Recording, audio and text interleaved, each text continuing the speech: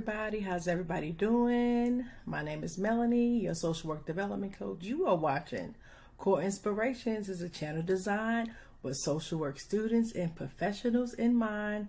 So as I always say, you are at the right place at the right time. Yeah, so today we're getting into really what I've really been kind of getting a lot of feedback from, which is the intake video. Like here, I may put it over here. But yeah, you all have really responded well to that video. It looks like a lot of people are really moving forward within their career, and they want to kind of get some more information about what being an intake worker is, or case manager. And I feel like, you know what better way to do that than do an actual series of it. So today is going to be part one of a series, Case Manager Intake Worker DSS Edition. So you are definitely in for a treat today. We're going to talk about the types of government interviews. And I'm going to be pretty much compiling the video based upon what I experienced in interviewing for numerous government positions and actually working for the Department of Social Services for 9 years. So for some of you who may not know me or just kind of view me for the first time, I am actually a psychotherapist in my current role as of right now. So I work with children and families. But previously, before I actually fully became a social worker, and before I became a clinician, I did work at the Department of Social Services. And like I said, I was there for 9 years, and I travailed within my career. And I initially started off as an intake worker, and I progressed throughout the duration of my career. And I just have a lot of information that I want to, be able to give back. So stay tuned. Definitely make sure you like this video. Make sure that you are fully subscribed, and make sure that you turn on your notification bells so that you will never miss an upload from me. Also too, if you want to stay more connected with me, you're getting to kind of know, want to know kind of what I'm working on, what I'm doing, definitely make sure that you follow on Instagram. You can get it right here.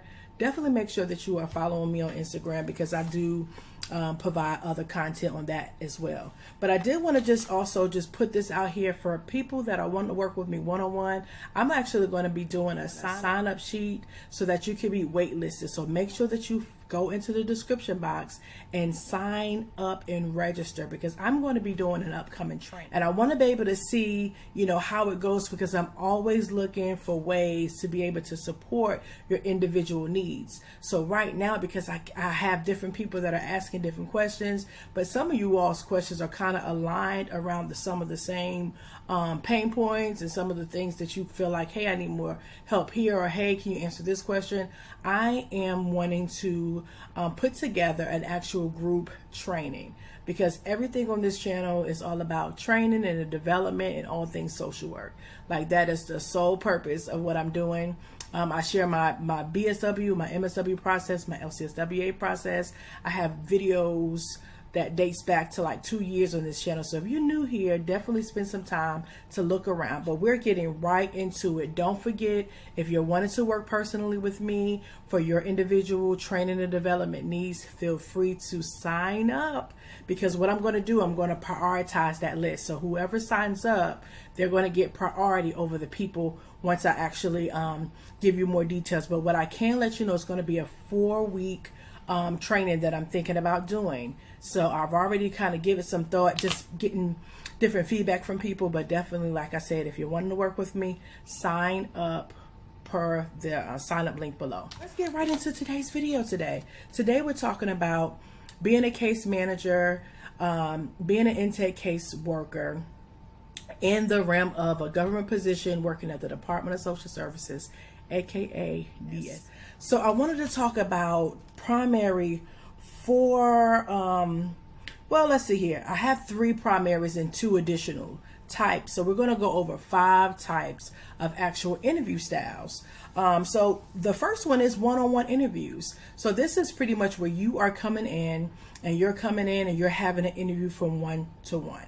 I would say, for me, within my experience, one-on-one interviews are pretty much standard for other industries and different industries and different work experiences. But for the government sector, I have found that is rarely the case. most of the time you're going to not just have just that one person. But I wanted to touch on, because like I said, I know with COVID being here, and I know with a lot of people kind of moving into these new frontline staff positions, they're doing a lot of hiring, and a lot of times the skill sets that are needed for case management, and we're going to get into these within the series, and how you can be successful in your role, and what are the other options may be there after you kind of like been in that role for a while. I'm going to add all of that to the series, but for today, like I said, we are staying on the topic of the types of government interviews. So the one-on-one interviews is where you are the person and you have someone else in front of you, and you're kind of having that back and forth dialogue, and that interviewing style. I just want to know, like I said, every state, I'm in the state of North Carolina, but every state has different bearings on how they interview and the structure and format of how they do their interviews. It has been my experience, like I said, this is based upon my experience, that one-on-one interviews are not typical in the case manager sector. Typically, like I said, we're going to go over the different ones, but the first one is one-on-one. They're not typical, but mainly one-on-one interviews is pretty much you coming in and being prepared to interview when another person has a set of questions that they may have available to you, and they may go through that list as you are, telling who you are, explaining your skill sets and all of that, and then them letting you know more about the role and more about the agency needs.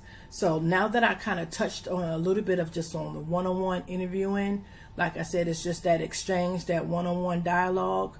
Let's move on to the second, which is group interviews.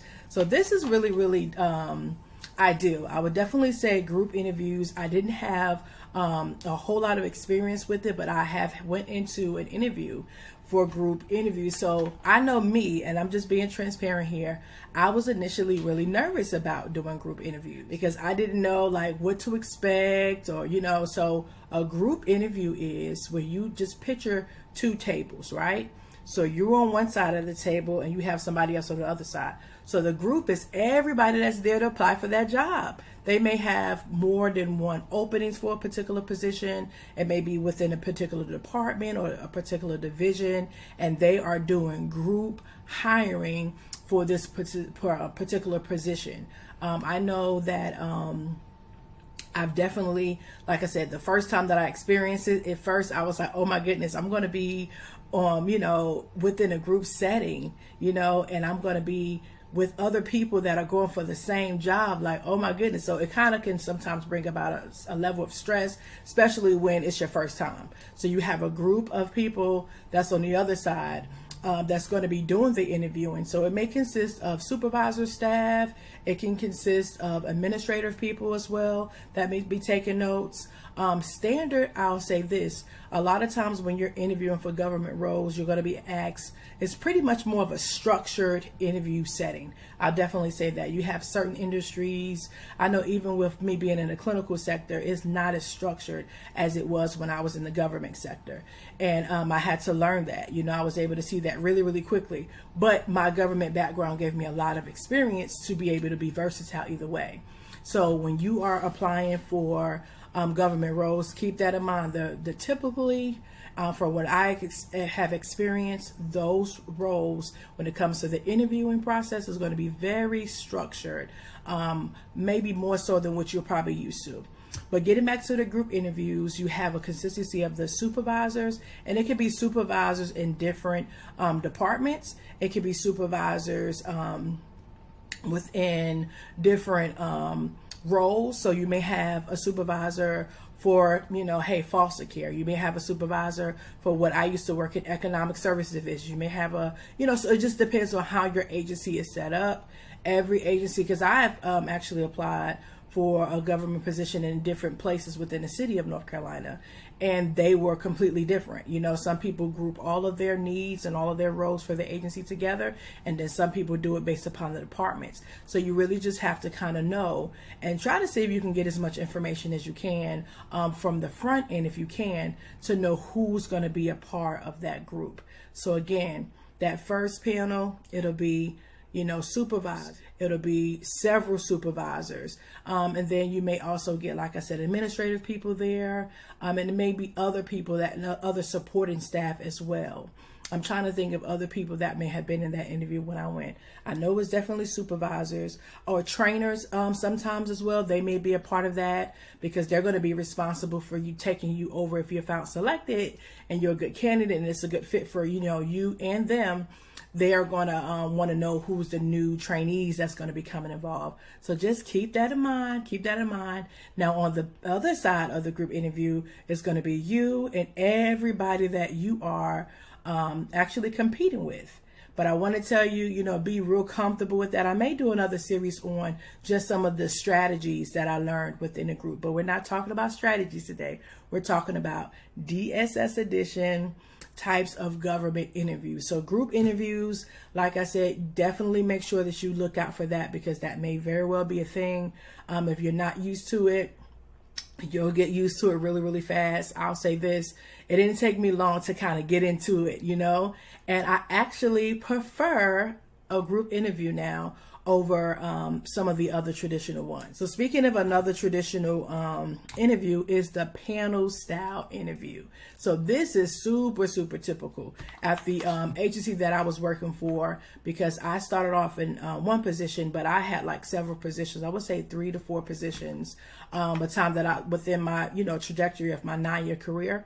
And whenever you had another position that comes up and you apply for it, you have to go through the interview process. So I've been through this quite a few times. And the panel interviewing was signature. This was a signature interview style where you have one person and you have a panel of interviewers that's going to be interviewing you. And like I said, it could be a program manager, it can be a supervisor, and then it also could sometimes be like a team lead, or it can be a person that's like an assistant to the director. So departments can be a thing, but the different tiers that they have, it can be a combination of all of what I just said, all of the following. But the panel, by far from my experience, is the signature form of how they structure their interview, where you'll be sitting by yourself and then you'll be talking to a panel of interviewers who's going to be asking you different questions. And again, most of those times when you're explaining or talking and you are conducting your interview, you're going to have a person that's going to be writing down certain things, and several people may be writing at the same time. So sometimes you can kind of get a little unnerved if you're not used to a panel type interview. So if you are liking these types of interviews, comment down below. Have you ever applied for a government position? If so, what was your experience? Did you have a one-on-one? I would definitely love for you to let me know, but I know COVID has happened, so there's so many different various types of interview styles that can come about because of that. We talked about one-on-one interviews. We talked about group interviews. We're talking about panel interviews. And now, mentioning COVID, we also want to talk about phone interviews and virtual interviews. I'm going to kind of lump those together. So with the phone interviews, typically that's like the initial process to start you to come in. So phone interviews, but because people, like I said, it's COVID, and depending on that agency, a lot of companies have now have like a more hybrid type format where they have some of their employees work from home some days and then come into the office some days. They also are more flexible on how they do their interview. So you may have a complete phone interview in place of a group interview, in place of a one-on-one, in place of a panel interview. And you may have a phone interview maybe with several people to see if you meet an initial phase, or that may be their processes all. So like I said, this video is not total some of the only options of interviews, but it'll give you a general gist of what you kind of can expect. And then virtual interviews. So because of COVID and everything that comes along with that, with technology, you may have a group interview or a panel interview or a one-on-one virtual, where you are in your home or your prospective place and they're in theirs, and you are still going through the interview process where you have a panel of interviewers and you're the interviewee and you're answering questions and going along with it within a virtual platform. So those are the 5 types. Again, just to kind of recap, the one-on-one interviews, the group interviews, the panel interviews, phone interviews, and virtual interviews. So you want to either way get yourself prepared. And I have some common factors that despite whatever one out of the 5 that you may be experienced, or maybe a combination of the ones that I mentioned, depending on your area, depending on your state, and the needs of your agency. One of the things that I want you to say, but one of the things that I want to say is that there's still, despite the interviewing styles that may come about, there's some common best practices to kind of fact. Number one, you want to be able to understand behavioral-based questionings. We're not going to get into that. That is definitely something I'm going to be actually adding into the actual series, the STAR method to be exact. I'm going to let you know a little bit more about that, but that is a typical method of interviewing that they normally have when it comes to government roles, especially as a case manager. You want to get really comfortable with behavior-based questions, and I'm going to teach you a strategy within that, and I'm going to be adding that to the series. Again, if you are liking this DSS edition, let me know, because I'm always trying to find ways to really kind of give you all what you need. And again, if you are finding yourself like recently gotten a job for a case manager, you're thinking about DSS, you're not really sure yet, you're doing a transferring from one industry to another, and you kind of want to get started, case management is a really entry-level position that really can kind of get your foot in the door, and it gives you open access to how the agency works. So it's a really good leadway into just building your career. So definitely, if you are wanting some additional insight with that, again, don't forget to sign up for my, so that way you'll be registered. I'm going to walk you through that process, but everyone that's going to be signing up is going to be prioritized, because I want to do a group training and get you what you need as it relates to your development and training, and give you some skills to be able to help you reach and rock your goal. The second best practice I would say is that you have to get really comfortable about showcasing and selling your skills. You're going to have to get really comfortable with that, you know. Definitely understand that you are there. You want to be nice and you want to be friendly and all of that, but you are there to what? To let them know that you are the person for the role. So definitely get comfortable with showcasing and selling your skills. If you want help with that, definitely let me know. Like I said, I make content and I don't want to, you know, seem repetitive, but I want to be able to really just like let you know, like honestly, when you are providing comments, like it was just a recent comment that I just got off of the video, like I want to say a week ago. And I let her know that I'm doing a series. So I look at my comments. I make content surrounding exactly what you tell me you need. So definitely feel free. If it's something within the video, or if it's a need that you have, please let me know. You can comment down below. And then that way I'll be building, you know, the training around that, okay? Because that's what I do. I try to give you what you need based upon what you tell me you're having challenges with. Another best practice, knowledge of the position. And that's a given, right? You know that whenever you're trying to go to a position and you're applying for a role, you want to have some knowledge about the position. Sometimes the job description helps, but you have to kind of sometimes do some additional research to kind of get the day-to-day, to kind of know. You have to kind of do your homework ahead of time. And these are also good questions to ask in your interview too. I know some people are kind of nervous, like, do I ask a question? Do I not ask a question? Yes, this is your interview. So if you're wanting to know something about it, it's the time that you need to ask is when you're doing your interview. And understand this, and I know you may have heard it before, but just as well as they're interviewing you, guess what? You're interviewing them. You know, not everything is always going to be a good fit, but you want to make sure that some of those like really questions outside of the things that you may have already researched, that you are getting what you need. Another takeaway is understanding the role and responsibilities. That's a really big thing, because you want to know what you're responsible for, or some of the core, I'll say, responsibilities, because most of the time you're going to be doing more than what that job description may details. And sometimes job descriptions are getting a little bit better about explaining, like, hey, you may be asked to do X, Y, and Z, but then there's some other things in addition to that you're going to have to do as well.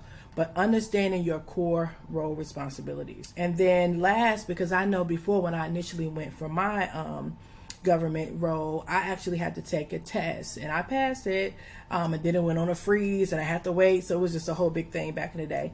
But yeah, be prepared that you may have to take and pass an actual test. So, and then some of those testings, what they look for, and that may be another series too that I think I add. They're looking to see how good you multitask. They're looking to see how, what's your ability to prioritize. They're looking for your skill set on how you handle numerous responsibilities simultaneously. They're looking to see how you are when it comes to deadlines and how do you deal with challenges within the role. So today, like I said, we are doing a DSS edition. We're doing a DSS series edition, case management intake worker. If you wanting to know what types of government interviews are, definitely make sure that you share this video with anyone that you feel like it'll be useful for. I am definitely here to help. Like I said, I move more into my role. I am a social work development coach, and what I do when I'm doing the coaching, I do training and development. So I'm compiling an actual group training, and I'm going to have a sign up list below, so that way you can sign up for it. And it's going to be 4 weeks. And it's pretty much going to be, I'll give you more details on it because I don't want to say all of it. I've already been preparing it based upon looking at some of your questions. But once you sign up for it, then I'll be following up with you to give you more details about it and what you can expect. But yeah, I'm looking forward to this. I do love doing series because it kind of puts you in the same vein to talk about different things, and it gives you a little bit more clarity and kind of does a deeper dive. But definitely make sure that you are subscribed. Definitely make sure that you are liking the video. I'm on a road to 1K. So definitely make sure that you let other people know, because like I said, with the algorithm on YouTube, 1K is like the sweet spot, looks like. So I have not gotten there yet, but I'm working towards that. But yeah, I'm looking forward to it. And if you have any suggestions of things that you would like to see me do within this particular series, the DSS series, if you have any questions, feel free to comment below, and I can add that if I get a certain amount of number surrounding one particular topic matter or one particular challenge, I will make it a part of the DSS series. But thank you so much for watching. You all have a wonderful evening and day and morning, and I'll see you in the next video. Bye.